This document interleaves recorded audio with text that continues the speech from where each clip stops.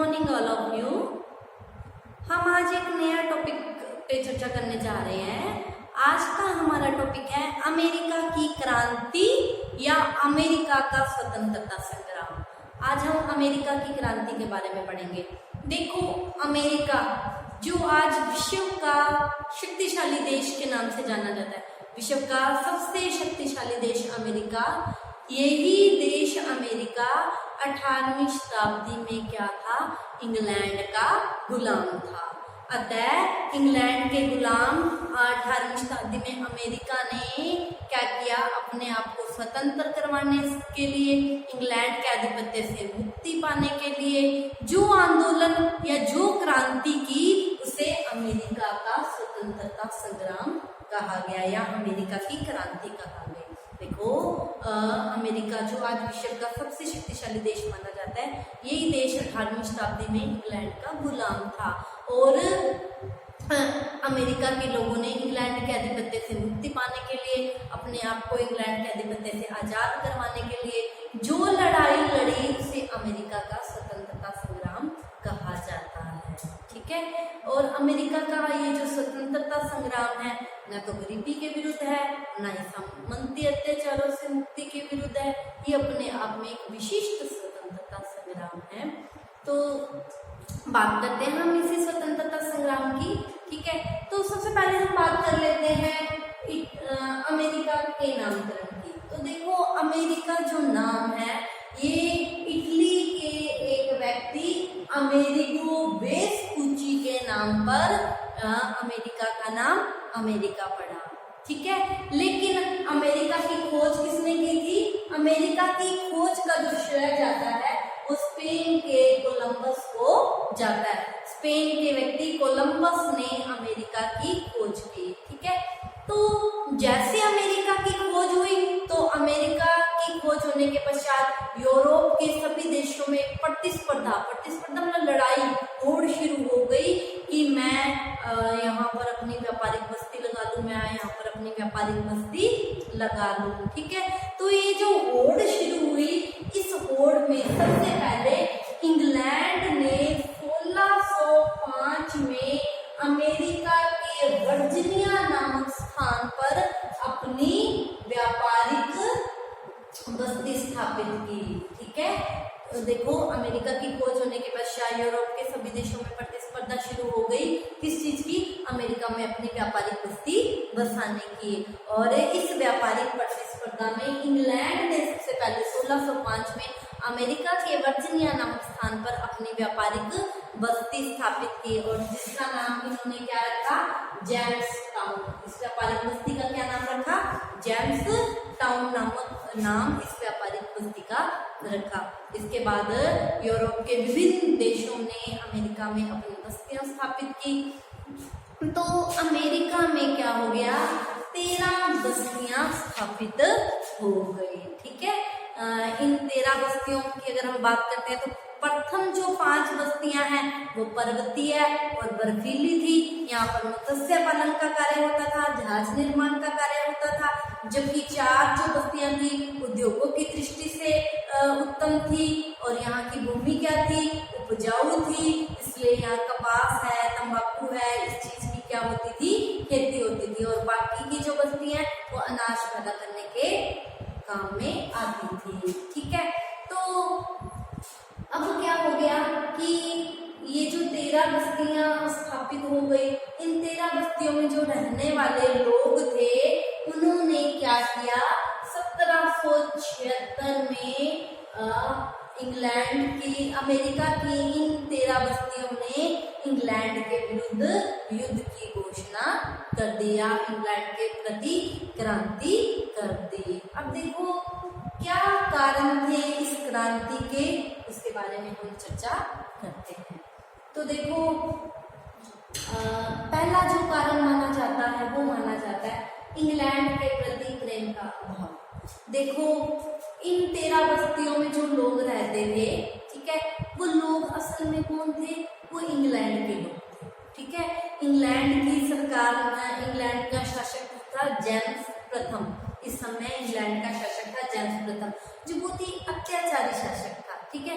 उसके अत्याचारों से पीड़ित परेशान होकर लोग अमेरिका में आकर रहने लग गए थे। या फिर जेम्स प्रथम की जो सरकार थी, इसने न्यायाधीशों को आदेश दे रखा था कि किसी व्यक्ति को जैसे काले पानी की सजा है, कोई भी सजा देनी है, तो उस सजा के रूप में उसको क्या भेजा जाए, अमेरिका जाने के लिए कहा जाए। ठीक है, अब क्या हो गया था, इन्हें तो देश से निकाला मिल गया था, देश से निकाला मिल गई तो अमेरिका में आके रहने लगे, इन्होंने इसको ही अपना देश बना लिया। तो यहाँ ये जो लोग पीड़ित होकर आए थे या सजा काटने आए थे, इनको इंग्लैंड के लोगों ने से बाहर निकाल दिया था, तो इनके मन में इंग्लैंड के प्रति या इंग्लैंड के जो लोग थे उनके लिए कोई प्रेम नहीं था। यहाँ पर आए, इन्होंने अपना घर बार बसाया, तो जो इनकी संतानें हुई इंग्लैंड के, वो जो लोग पीड़ित अवस्था में अमेरिका आकर रह रहे थे, उनकी जो संतानें थी, उन्हें भी इस बात का पता था कि इन्होंने हमारे माँ बाप को देश से निकाला था, हमारे माता पिता के साथ बहुत बुरा व्यवहार किया था। अतः इनकी संतानों के मन में भी इंग्लैंड के प्रति कोई भी प्रेम नहीं था। ठीक है, और क्या किया इंग्लैंड के लोगों ने, अब पहले तो क्या किया, इनको निकाला दे दिया, अब क्या किया, इनके मामलों में हस्तक्षेप करना शुरू कर दिया। तो इन लोगों ने क्या किया, विरोध किया, जिससे क्या हो गई, क्रांति हो गई।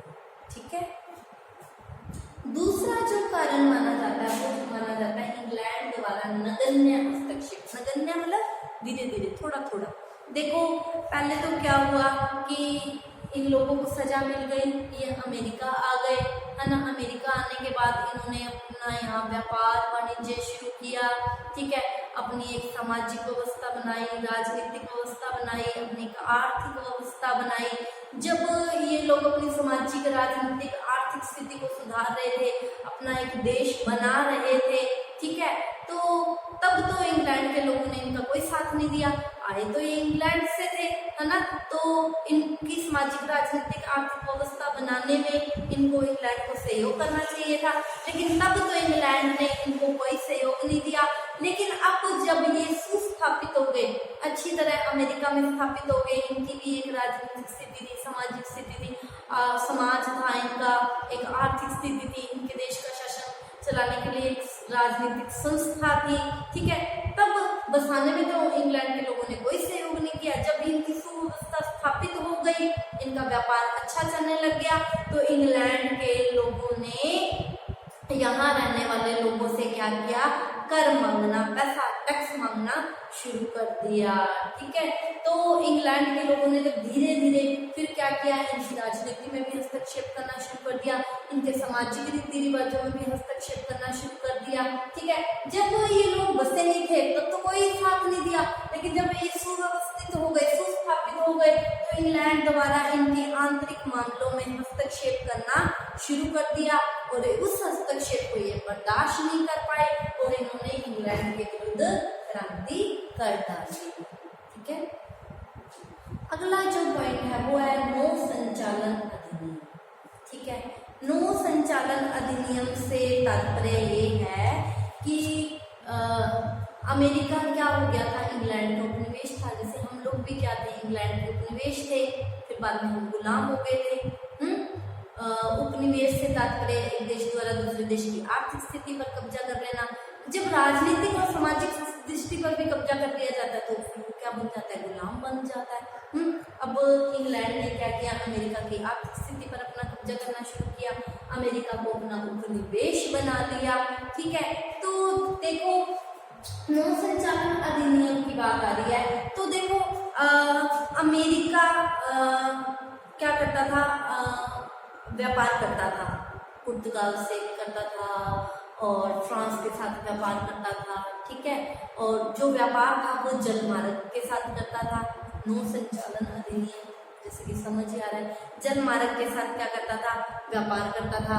अमेरिका ने अपने यहाँ जहाज बनाए, लोगों को जहाज चलाना सिखाया, तो ये जो व्यापार करता था जहाजों के माध्यम से होता था, जहाज भी अमेरिका के, चलाने वाले भी अमेरिका के, और देश देश के साथ व्यापार करना है, वहीं सीधा माल लेके जाते थे ये लोग। ठीक है, जबकि इंग्लैंड ने क्या किया, एक एक्ट पारित किया, नो संचालन अधिनियम।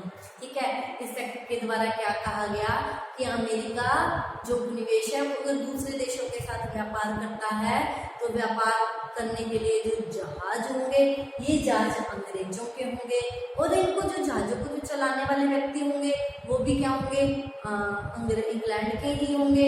और इन जहाजों को किसी भी देश में अगर व्यापार करने जाते हैं तो सबसे पहले कहाँ जाना होगा, इंग्लैंड जाना होगा। इंग्लैंड के ब्रिटिश बंदरगाहों पर रुकना होगा और बंदरगाहों पर रुकने का शुल्क भी देना होगा।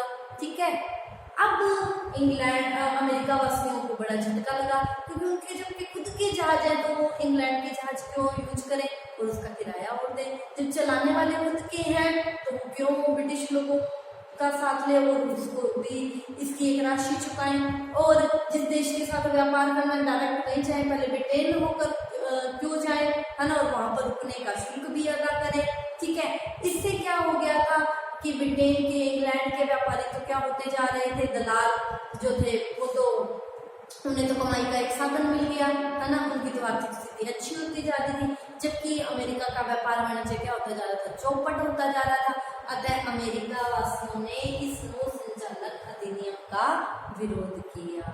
ठीक है, अब जो अगला कारण है व्यापारिक अधिनियम। देखो व्यापारिक अधिनियम क्या है, इस अधिनियम के अंतर्गत जो अमेरिका है स्पेन और पुर्तगाल के साथ व्यापार करता था।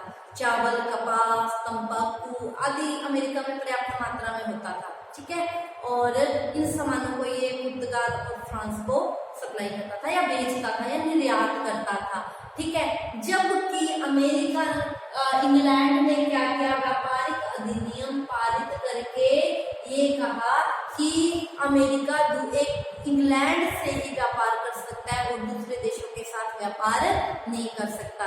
जबकि इंग्लैंड ये तंबाकू है, जो भी कपास है, चावल है, इसकी अच्छी कीमत नहीं देता था, जबकि दूसरे देश है इसकी अच्छी कीमत दे रहे थे।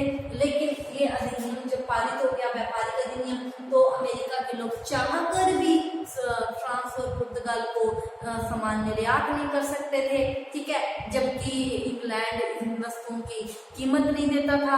ठीक है, तो इन व्यापारियों ने क्या किया, चोरी चोरी पुर्तगाल और फ्रांस के साथ व्यापार करना शुरू कर दिया। ठीक है, लेकिन इंग्लैंड ने क्या किया, सख्ती अपनाई तो अमेरिका वासियों ने व्यापारिक अधिनियम की अवहेलना करनी शुरू कर दी तो क्रांति हो गई। ठीक है, तो आज की क्लास में इतना ही। आगे के जो कारण है उसके बारे में हम कल की क्लास में चर्चा करेंगे। Thank you all of you.